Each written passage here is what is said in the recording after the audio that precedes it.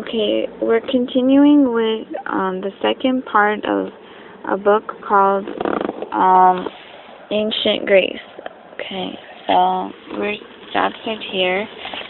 Today, travelers can drive through the mountains of Greece using narrow, winding roads with many hairpin bends. In ancient times, however, the high ground could be crossed only on foot, and then only with difficulty. As natural barriers to the easy movement of people, the mountains have often played a crucial part in Greek history. This has not always worked in favor of the Greek people themselves. One important battle against the Persians fought at a mountain pass called the Thermopylae, the Hot Gates, was lost because their foe discovered another way through the mountains, which the Greeks thought was a secret known only to themselves. The Greeks were impressed by their remarkable landscape. It says a landscape for God. They believed that the gods lived on top of their highest mountain, Mount Olympus, which is 9,570 feet. They built their temples in sites often chosen for their natural beauty, and many of their gods were associated with the natural world. God of rivers and trees, gods of wine, God of the vine, a god of the weather. They believed that thunder and lightning were the weapons of Zeus, greatest of all gods. This bronze figure of Zeus is made in 500 BC. The most important of the Greek gods and Lord of the heaven is about to throw a thunderbolt to show his displeasure with mortals. A record of the past. Away from cities like Athens, the landscape of Greece has not changed much from over the centuries. Many sites are now being excavated, and in the country areas, much can be learned just by walking over the land. Special techniques have enabled archaeologists to examine old bones and pollen samples, giving us clues about the kinds of animals and plants that were common in this period of history. The sanctuary of Delphi, believed to be the holiest place in Greece, was built high up on a mountainside under the cliffs of Parnassus. Pilgrims went there to learn about the future by consulting the oracle in the temple of Apollo. This is what's shown right here. And they went in procession to the great altar to make sacrifices and say prayers before going outside. Okay, the sanctuary of Delphi, the temple of Apollo. An amphora or jar with two handles dating from about 520 BC. It shows a group of farmers harvesting olives, using long sticks to knock down the fruit. Heavy stone presses were then used to squeeze out the oil from the fruit. The Greeks and the sea. Greece is a country of peninsulas and islands. Sailing from one place to the next is often the easiest and sometimes the only way to travel. For this reason, the Greeks have always been familiar with the sea. Like frogs around a pond. During the Dark Ages, Greeks had already started to sail from their own small countries in search of more land or wealth overseas. This search took them east to the coast of Turkey, then known as Asia Minor, north to the remote corners of the Black Sea, south to the coast of Libya, and west to Italy, and even as far as southern France and Spain. So the red parts on this picture are where the Greeks traveled to and inhabited. It says there were Greek colonies in many places around the coasts of Europe, North Africa, and the Black Sea. The colonies had strong trading links with the rest of the Greek world. Some, such as Byzantium, became more powerful than their home city-state.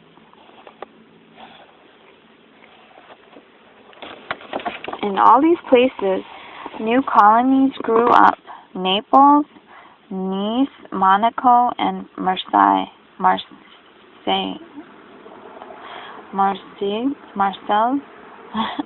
were all originally founded by Greeks.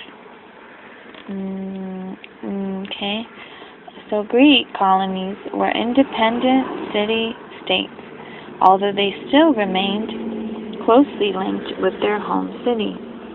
This was how Greek ideas and influence spread around the whole of the Mediterranean region. The philosopher Plato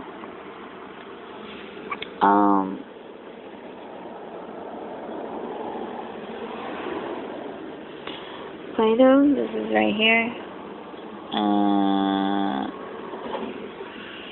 said that the Greeks lived around their sea like frogs around a pond.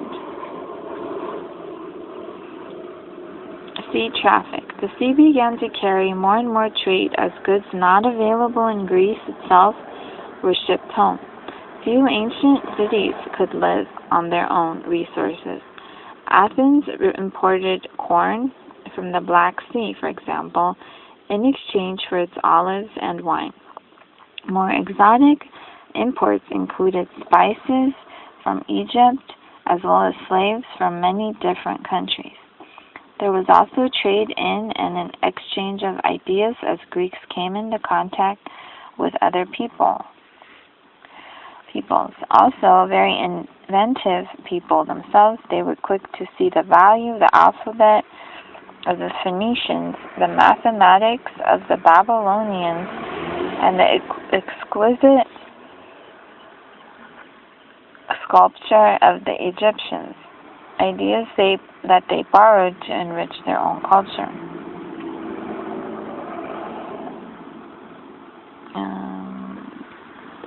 Poseidon, the brother of Zeus, his dual importance as god of both the sea and horses, and shown by the shape of a mythical beast, he writes. Sea trade was vital to Athens. Ships left the port of Piraeus loaded with olive oil and silver and sailed all over the Mediterranean. They brought back wheat, copper, iron, pitch, timber, and slaves.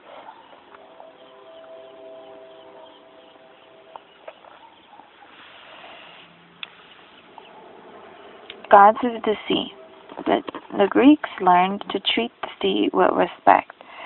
Sometimes it seemed a familiar place full of fish and playful dolphins, but it could change in a moment to a strange, forbidding realm, the home of terrifying monsters and fearsome gods. One minor sea god, Nereus, was said to appear sometimes in human form and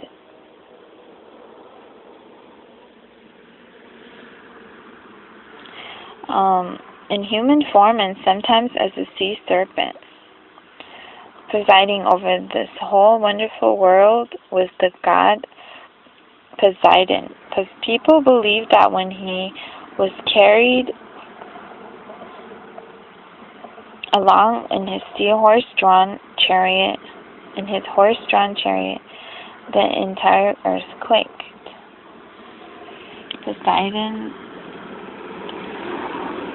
This bronze figure, made in about 520 BC, shows a boy riding a dolphin.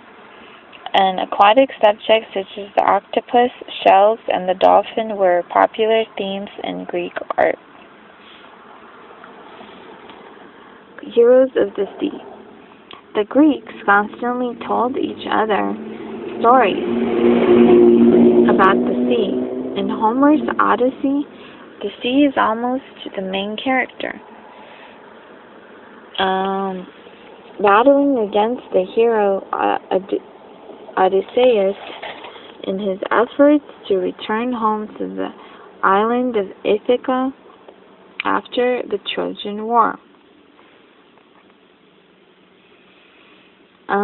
Other stories reflect how far the Greeks ventured from their homeland. The story of Jason and the Argonauts tells of the journey to the far shores of the Black Sea in search of the golden fleece, or the wool of a golden ram. Underwater treasure. In recent years, some wonderful objects have been discovered in the seas around Greece. Life-size bronze statues have been raised to the surface. Some with eyes of coral still in place. The wrecks of whole ships with their hundreds of amphorae or large pottery jars that once contained wine or olive oil have been excavated by divers. The remains of over 10,000 almonds were discovered on one wreck site, possibly harvested in Cyprus in 300 BC. Underwater archaeology has now become a distinct science and will no doubt reveal further secrets of the past as exploration of the sea bed continues. That's really cool.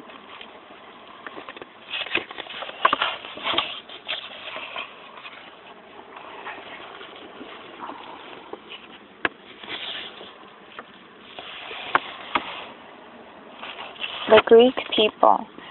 What did the ancient Greeks really look like?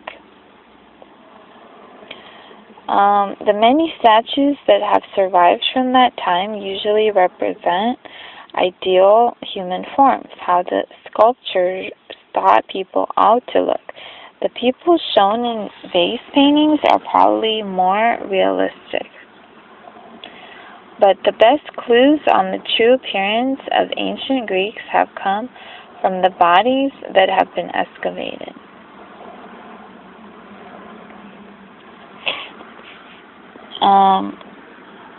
From these, we know that they probably looked much like modern Greeks do today, often short and stocky with dark hair and dark eyes.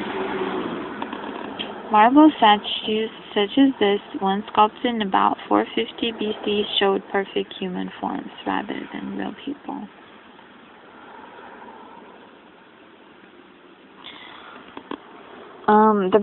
A long life. Greeks led an active life, spending a lot of their time in the open air.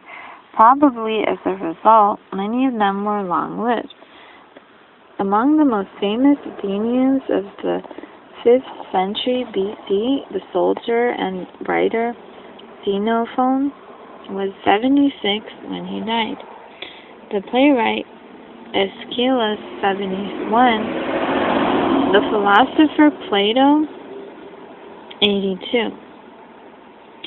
And although we only know the exact ages of famous people, life expectancy was probably greater for ordinary people in ancient Greece than in many other places. The busy, bustling agora, a public meeting place, rang with the sound of farmers, craft workers, and merchants carrying the wares, customers haggling, pigs grunting, and hens cackling.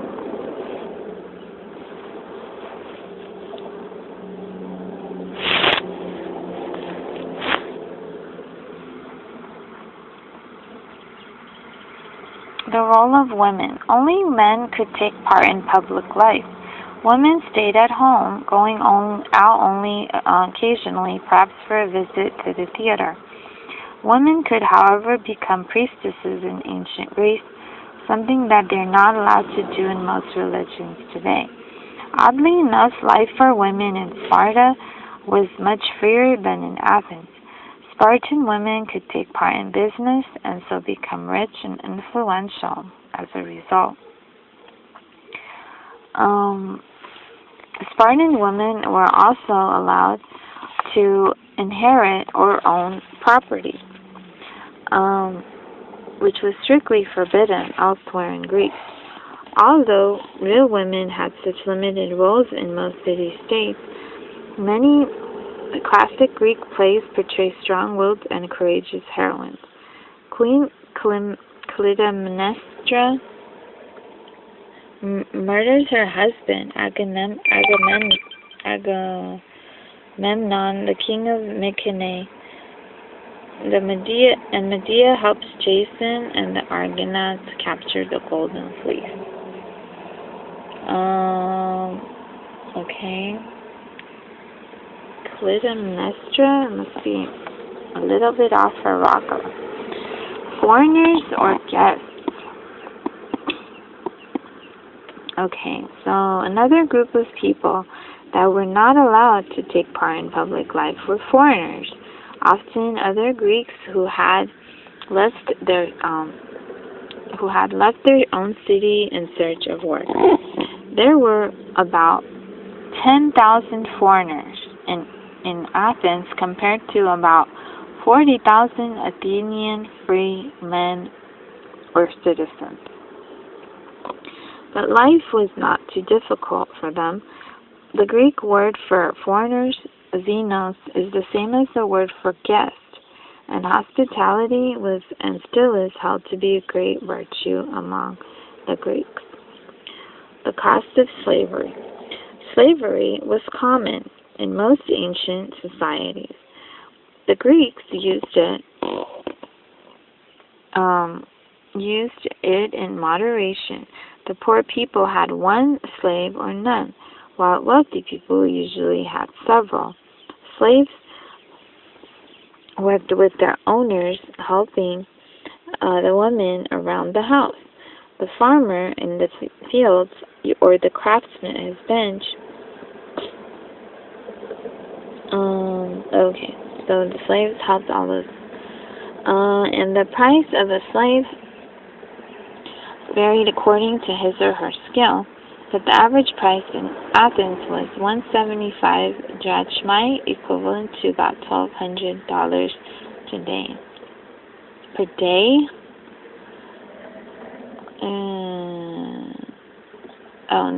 Not per day, just, I don't know, per house.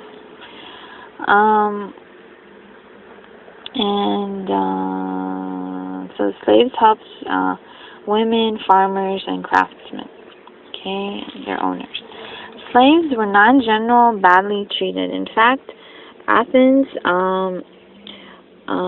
Athens, slaves from Scythia could actually become policemen, since most Athenians did not relish doing that particular job themselves. There were sad exceptions, though. The slave gangs that worked in the silver mines and stone quarries lived and worked in terrible conditions, but their suffering was largely ignored. A life without luxury. In Sparta, matters were rather difficult. Citizens made up only a small part of the population. Slaves called helots made up a majority of the population. A vicious cycle was created in which the helots did all the manual work, and while the citizens concentrated on training for war, largely so that they could keep the helots under control. In terms of comfort, the life of a Spartan citizen was not very different from the life of a helot. The citizen